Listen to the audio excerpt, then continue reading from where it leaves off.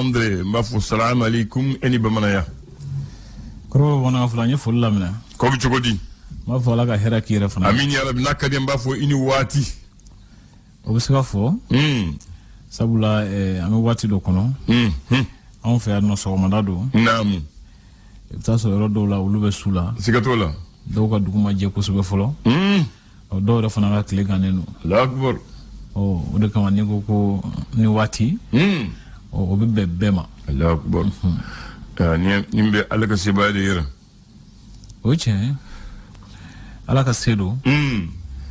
sabula ni alate nyam fenwere tsanike sikatola o ka foko on me sokomala la no do wesula o taso do fana ka kile ganenu do ka dugu je to do sikatola o ni alate jom sugo falen no ko da ko sigi nyoma bunata ale mi alaka seko fo alaka seko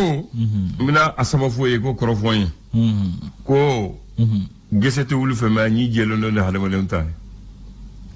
oche oje aywa man kroka cha ko recha chogodi korom sa changa nega famula namu fendo benno atwani nyama yakono lu farala ala la blay adama de ti chesil fuike to ba foti ti for fuike pour que lu soro ya fam on akilla uluka nyi jey abisika singa de ma sabula uluti sika nyeko atsika dako nga dajelendo adaka satibo o kuroko seba wara de baga to danti noko na kasatibo o neka jatela nyama kono feno benno anti bara foike pour que le solable la akbar no ko sinti kono fe ma dembi balu o che o bi fere fana kofo demi baloni aramania tabula demi baloni shinde o kono fana mi toro aba dembalo o shimon tafe o abina fo sisa mogoya kono atina fo ko e ka fere ka wasa gela do nyina bo nam ko jagwa ko ni ka fe o fere kele benne ka gela nyina bo lima sikatola ya fam okay o beni ka fere do beni ka gela nyina bo chugo mo de buta so gela o be gela kelenye abe ko kelenye nko nyina bo chugo ti kelenye o be ben o yi adama de belaje na ka ko nyina bo chugo amba ku jeni muye ko sinti safe ma bi banona oche ona yemu fo so lu che manja nyona sindi safe na bi banona sabi bo anola ko ndo asinga dire sekariyo ma sa singa di sa gemandi ka mina wable ndar ni ofam aywa ni yoro magama teta yoro nugule note bi sa genga mina yoro na nyaga yoro nyaga sale lo kuma ka chane kuma ka chane kabako afana ka fere odi aywa aka fere do wasa ka bo anola wasa ka ta yoro la wasa ka mako nyina bo Allah akbar o benika fere te wa sikatola anyo do fo sisa arwane yala benika fere do o atina fo ko e ka fere ni ne ka fere ko bekle kuma do ibta soro e be fa muso furu ne be fa muso furu nam o nga anga muso furu fere to sigi tika gele weri okoli muso ba me ala musa ka tekele wala o nga bete muso furu ya abe muso furu o ni e muso fana furu ibta so e ka muso mara chugo ne muso mara chugo te abada abete muso kelen ya sikatola o me abete muso ko do muso furu wala do ba furu sababu la wala o beta fere o nyana ma rabiti able ay alhamdulillah o benika fere do wasa ka gela o nyana bo tabarakallah ay famu ay bismillah ambi do nyuma nabi bien tanaye sikatola avril kalu kle sawa soro nam samba fla ni mwani sabadu o yi ka jate nega jate be tene sumala kalu atletani fla bi sumalo kle tan fly o nega jate de ne ko kaloni jate be ke fly na fu yo ya foti voilà amedo okay nam ato kle tan shegi wala kle tan wolon fla ala ka ayran ala ko irana amin ya rabbi gelabe munuka ala ka gelawo nyere bo ko de kun ya kuma ko changu na nyo ndeme gelabe no ko ya oche do ko ba do tege ba ko soro kanye ouais do tigɛ taa kɔ sɔrɔ bamanan ko n'i ye bɛɛ to ganfɛn bolo dɔ ta bɛ taa n'a ye dɛ o ye tiɲɛ ye o de kama ɲɔgɔn dɛmɛ nafa ka bon kosɛbɛ siga t'o la Mali dɔnnen n'o ye Ablaye ko tɛgɛ fila bɛ ɲɔgɔn ko o ye tiɲɛ bamanan ko tɛ dɛ n'o tɛ ni ko tɛgɛ kelen ko k'a b'a yɛrɛ ko kuma dɔ a tɛ jɛ hadi ye awa l'histoire o ye gafe fɔlɔ ye a fɛrɛtɛ fɔlɔ jɔn de b'a kan mun de b'a kɔnɔ ale kumalen don ko adamadenw ka hakɛw lafasali ko siratigɛ la o ko lamɛnnikɛ jamana ye laseli dɔ kɛ laseli min ni sika b'a la kosɛbɛ a tiɲɛko la ni jamana ɲɛmaaw ye sika don a ko la kosɛbɛ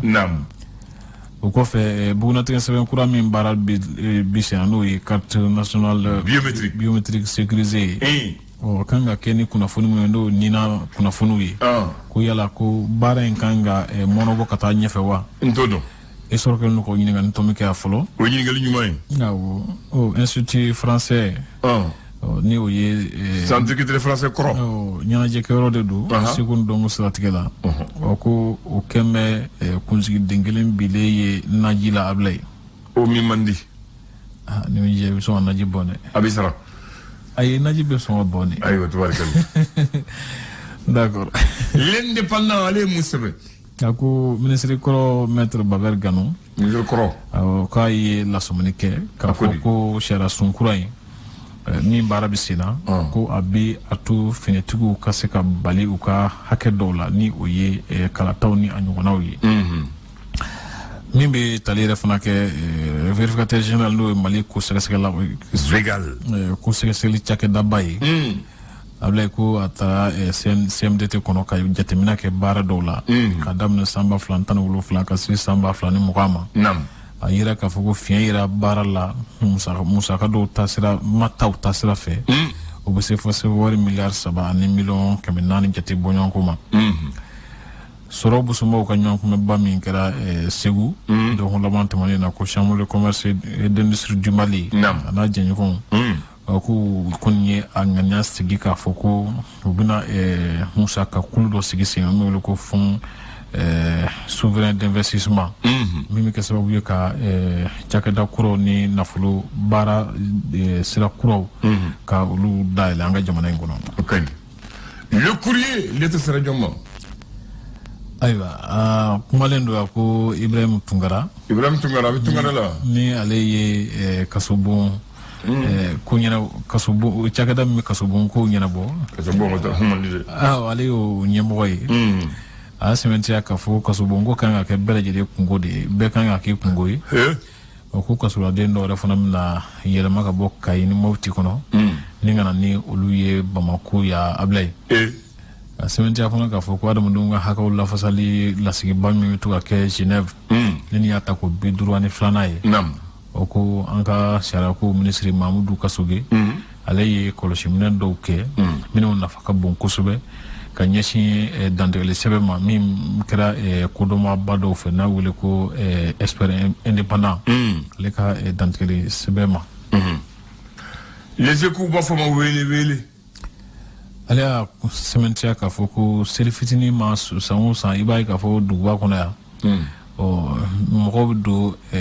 tɔn na min bɛ wele ko pari wala tontine ka se ka misi sɔrɔ ka faga ko nin kɛn bɛ tɛmɛsira ye seli fitinin ko la min wajibiyalen don bɛɛ ka Bamakɔ bi wajibiyalen don bɛɛ kan a ma kɛ jagoya kɔni ayi nka ko a wajibiyalen don ne y'a faamu ko a kana kɛ jagoya don i y'a faamu fɛn min obiligeren don o t'i n'a fɔ k'o ye jagoya ye nana kuruni nana ba nana n bɛ n da fiyɛ k'a fɔ mɔgɔw ye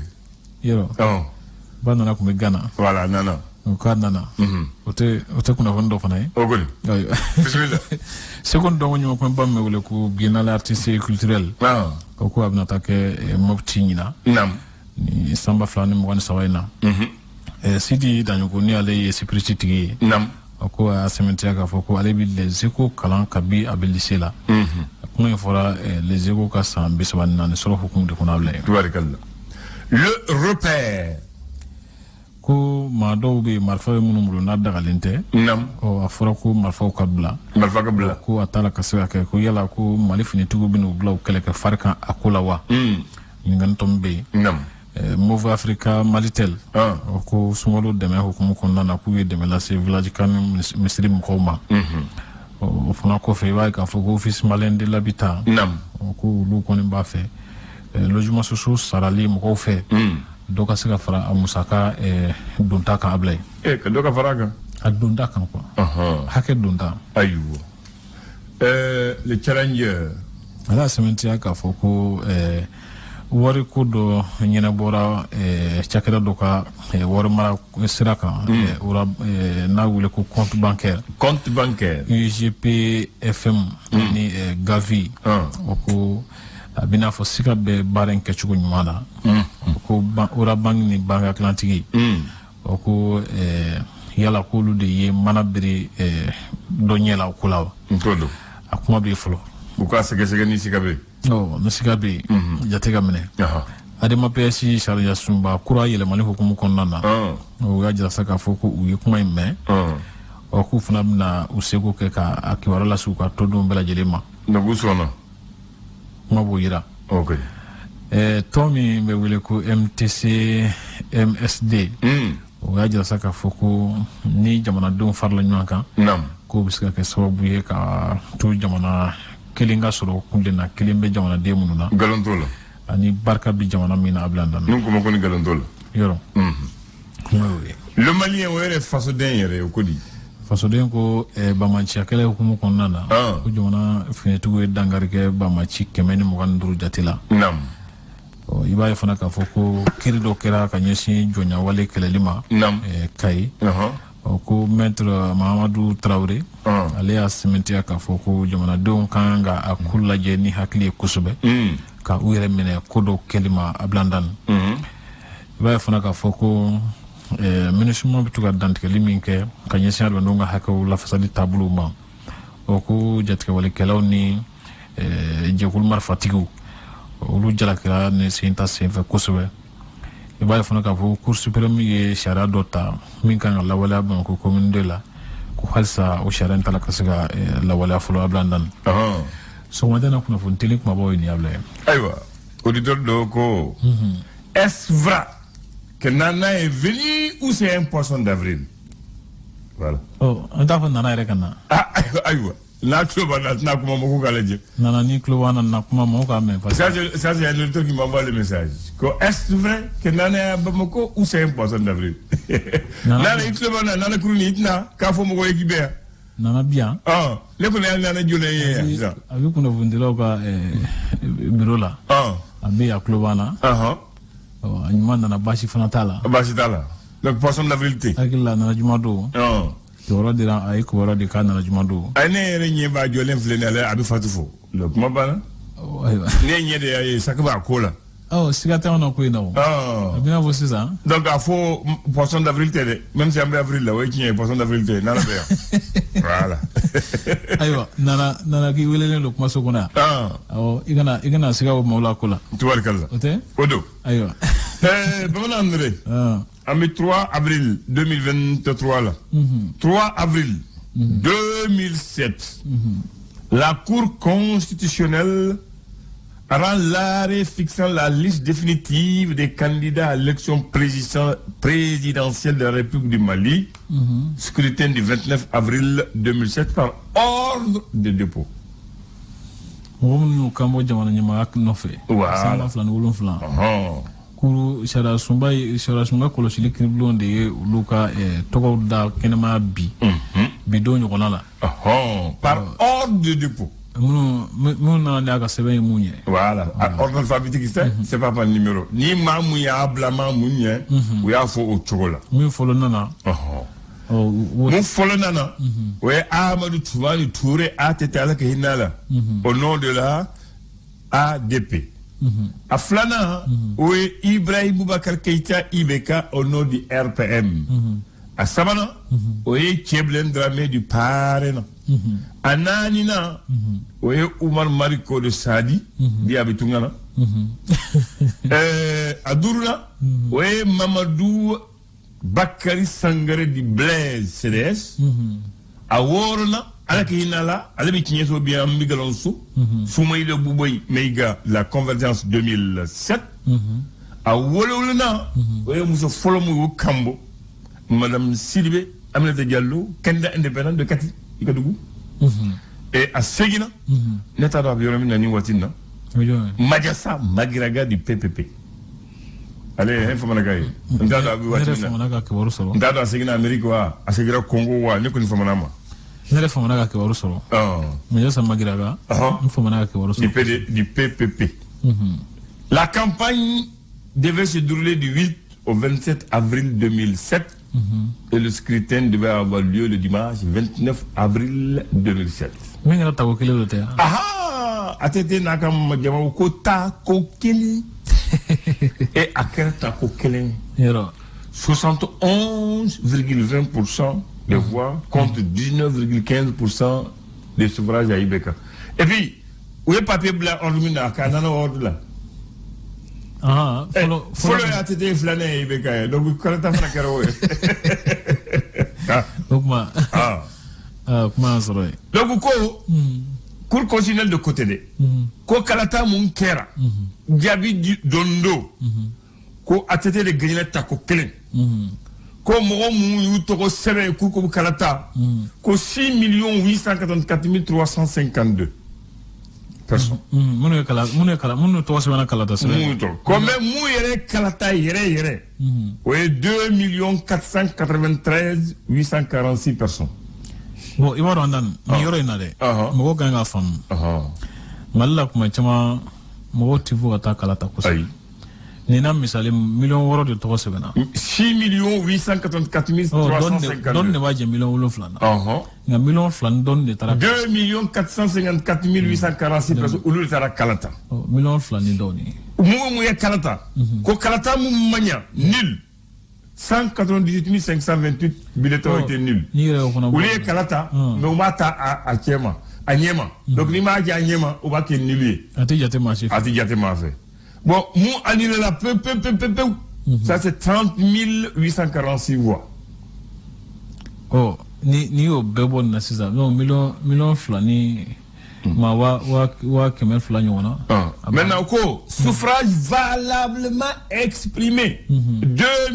265 493 personnes. Moi le vois ça. Million flani wa kemel flani wana. Voilà.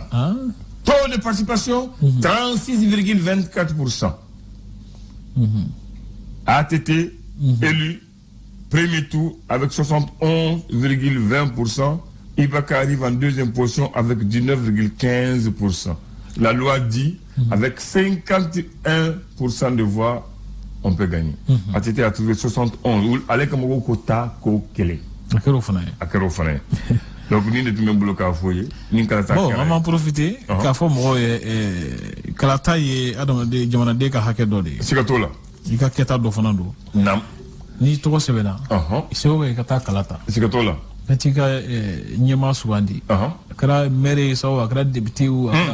vraiment mi ni nyema suwandi be anatake imata kala take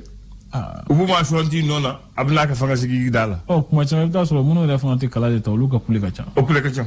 ali mamu be ka flamne uli ko pule de ka cha anga jate mine kala to labon be sina